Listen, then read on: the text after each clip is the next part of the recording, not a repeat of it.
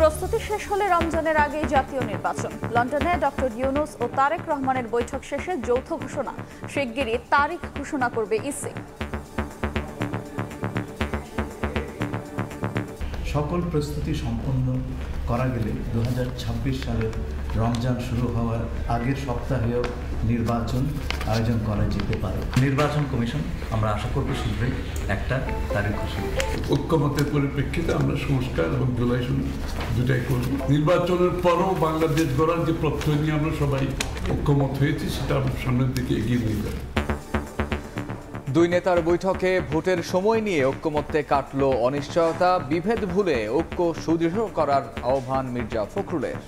সবকিছু অনিশ্চিত অবস্থায় চলে গিয়েছিল, সেই অবস্থাটাকে কাটিয়ে তিনি জাতিকে এই দুই নেতা আবার সামনের দিকে আশা নিয়ে এগিয়ে যাওয়ার স্বপ্ন দেখিয়েছেন। দেখছিলেন প্রধান শিরোনাম। সন্ধ্যার সময় সঙ্গে আছি আমি আফরোজা মৌটুসী এবং আমি কামরুজ্জামান মামুন। এবার অন্যান্য শীর্ষ সংবাদ। ডেঙ্গুতে একদিনে 5 জনের মৃত্যু, করোনা কেড়ে নিল 2 জনের প্রাণ। তীব্র গরমে হাসপাতালে ডায়রিয়া নিউমোনিয়া আক্রান্ত রোগীর চাপ, শিশুদের বাড়তি যত্নের পরামর্শ। দেশে প্রতি 3 নারীর 2 জনই যৌন হয়রানির শিকার। 10 বছরে সহিংসতা বেড়েছে 28.5%। ভুক্তভোগীদের 93 ভাগে নিতে পারেন না আইনি ব্যবস্থা। অপমানে আত্মহত্যাও কম নয়। ঈদ আনন্দ সঙ্গী করে এবার কর্মস্থলে ফেরার স্রোত। সড়ক, রেল ও নৌপথে যাত্রীদের ভিড়, দেরিতে ট্রেন ছাড়ায় অসন্তোষ। বাসে বাড়তি ভাড়া নেওয়ার অভিযোগ।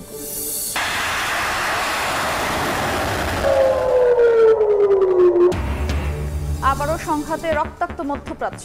ইসরায়েলের হামলায় ইরানের বিপ্লবী গার্ড ও সশস্ত্র বাহিনীর প্রধান নিহত। তেল আবিব লক্ষ্য করে পাল্টা হামলা তেহরানের।